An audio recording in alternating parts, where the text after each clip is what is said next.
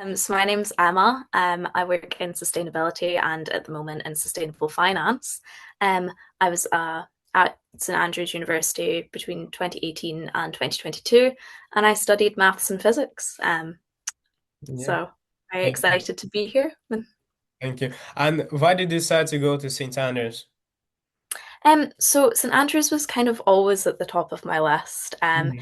It does have a very good reputation for maths and physics, which is what I wanted to study. But when I actually went to St Andrews and I did my tour and I walked around, I knew that if I got in, because it was quite a difficult university to get into, but I knew that if I got in, that it was definitely where I was going to end up going. And I was also lucky enough to know a couple of students that were at the university. So once I finished my official tour, I kind of got the unofficial tour from some current students, which really helped. I just felt really at home. So, yeah, I knew as soon as I kind of did my walk around that it was for me. And why did you decide to study maths and physics? Um, Honestly, I really loved Professor Brian Cox. I think that was probably the main reason why I ended up going into maths and physics. Obviously, I studied it in school, I really enjoyed it, but I really loved Professor Brian Cox's programs and just the idea of astrophysics. I did want to be a rocket scientist for a little bit, but I quickly discovered that the maths involved within astrophysics are kind of it's Mhm. kind of taped together with mathematical duct tape. Is probably the best way to describe astrophysics maths at some points. So I realized it wasn't for me. Well, that's very smart. That's a very smart degree to study. And so the next question is, what are some of your favorite memories from being student at St. Andrews? Yeah, well, I have quite a lot actually. It's probably difficult to pick just one or two, but I think some of the most special moments I had at St Andrews were May Dip. So May Dip is a tradition where we all run into the sea as the sun rises on the 1st of May, usually in various states of undress. It gets televised. There's lots of like photos that people might not want resurfacing that are taken, but it's really good fun. It's a very old tradition and it was so lovely to take part in. I only managed to take part in 2 years of it because of COVID, but both were so, so special in my first year and my fourth year, my final year. So lovely time. And then also, I think once I graduated, standing on the PH, which is this PH sign, which shows where Patrick Hamilton was burned at the stake for being a heretic back in the 1400s. Um, there's a urban myth around St Andrews where if you step on the PH, you won't graduate and you'll fail your degree. So you can always see all the students walking around it on the street. But standing on the PH when I had my certificate, that was really great. I got a nice picture standing on the PH for the first time in 4 years. So very fun memories. Nice. And if you had to summarize your career, what would be key milestones? Yeah, so key milestones probably well graduation and starting in your first role is probably quite a large milestone. I was very lucky because I was in the right place at the right time, and through an internship, I ended up landing a quite unconventional unconventional graduate role. So I had interned throughout COVID in a sort of sustainability internship, and this was in a manufacturing company. And this manufacturing company was acquired by a much larger firm and that was international, and they didn't have anyone to run their sustainability. And their parent company had started kind of getting on at them a little bit because they didn't have anyone to run their sustainability. So I got invited back when this company got bought, Mhm. and I got to present to the CEO of the larger company without actually knowing who he was. Yeah. So that was very good fun. But I then got offered the role to lead their sustainability for a multinational firm as soon as I graduated. So that was a trial by fire, I think, is probably the best way to put it. But that was obviously a huge, huge milestone just coming out of just graduating and moving into that.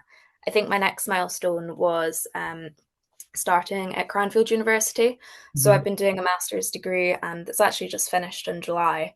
through Cranfield, and that is in sustainability, looking at the business side, but also the more scientific side of that as well. And that has been built around work. So I've been doing that for the past 2.5 years over evenings and weekends and all fun stuff.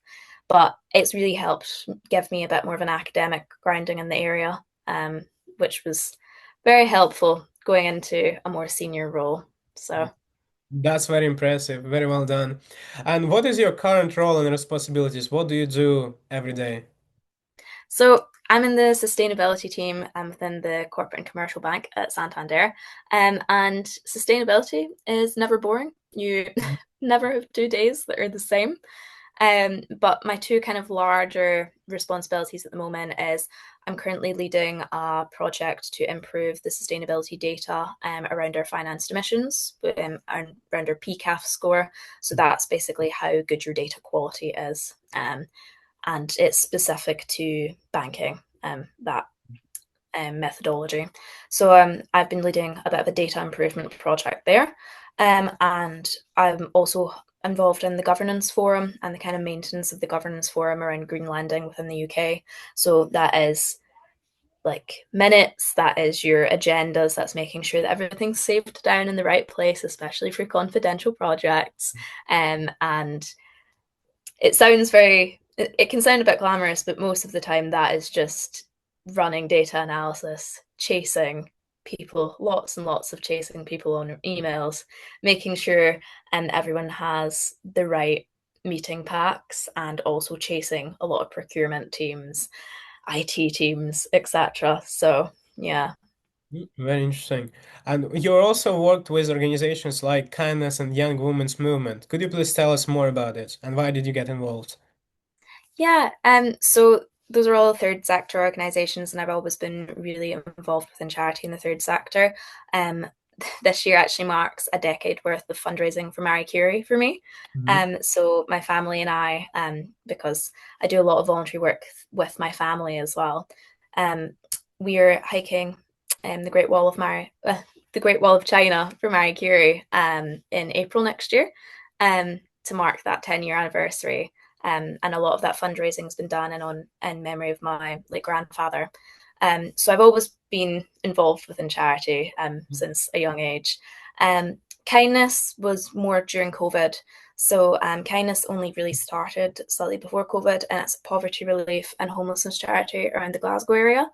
And because a lot of larger charities, their risk their risk assessments had said that they wouldn't be able to go out and do soup kitchens, deliver food parcels during COVID because of that high risk and the contact involved in that.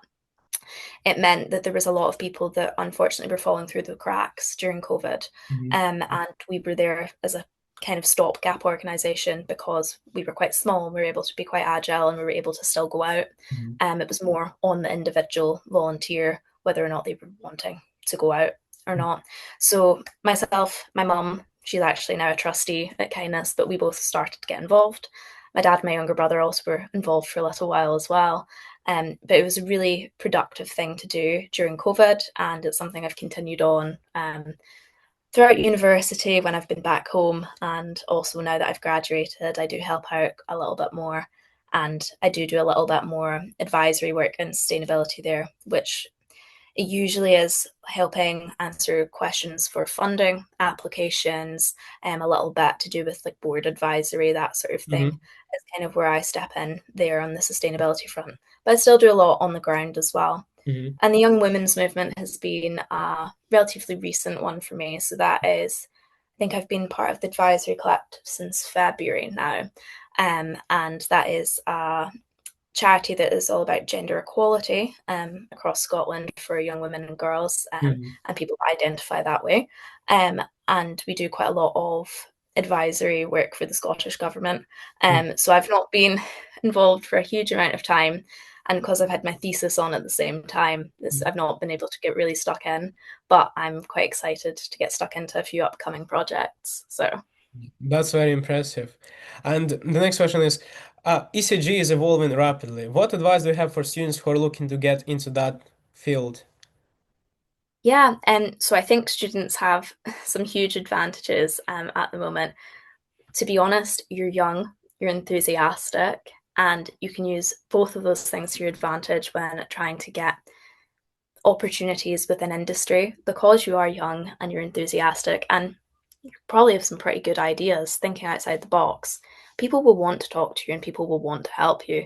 You just need the courage to reach out and ask them. So I would say follow your passions, figure out what your passion areas are. If that is within sustainability, what areas is that sustainable fashion? Is that sustainable finance?